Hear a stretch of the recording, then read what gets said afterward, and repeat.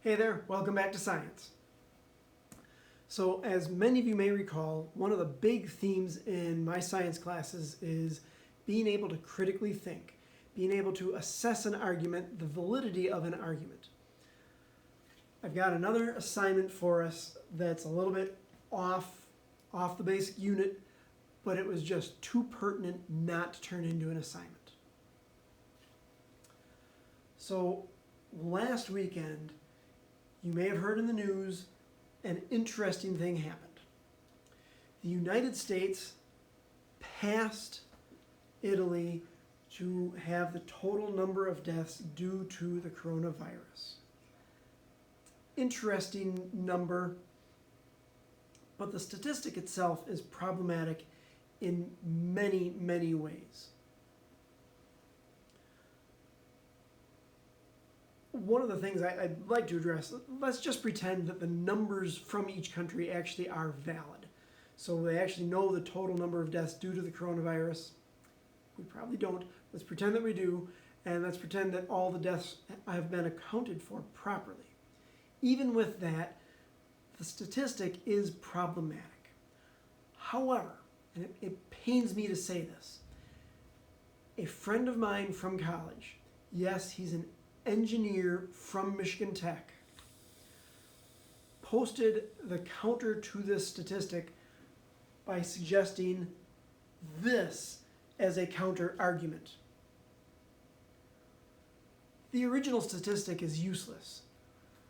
This goes even beyond useless as an argument. I think he just likes stirring the pot. He actually is smart. Really, he is.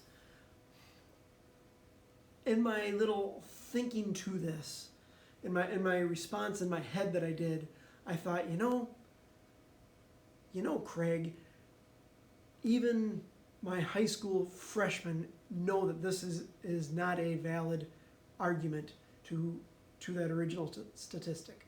So what I need you guys to do is help me out. Let's prove to him that you do know why this is useless. Here's the assignment.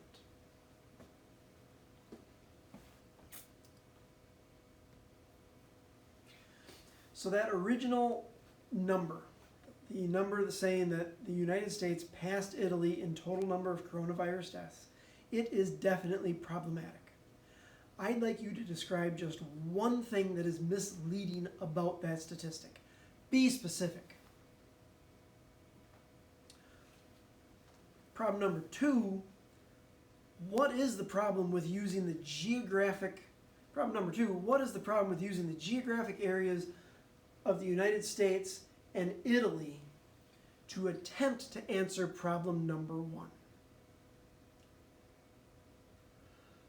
Question number 3 really is a corollary to number 1. You may have already answered it in problem number 1. Just humor me. What data about the United States and Italy would actually be useful in making a comparison of the coronavirus deaths in the two countries? In my mind, the little response that I had in my head, I had 2 different things. If you have one, that's awesome. And again, it may very well match what you came up with in problem 1. But think about this. Think critically. What types of things would you want to try and make those numbers as valid as possible?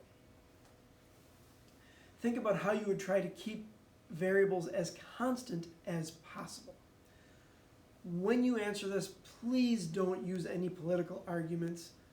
Don't need that. Just use logic. That's all I'm looking for. Help me prove that you know how to argue validly using numbers and using logic better than he does. Thanks. Have a great weekend, guys. I do stand a little bit corrected.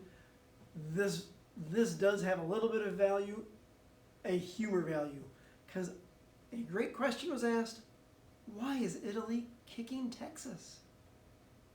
I don't know. That concludes the use of this particular graph.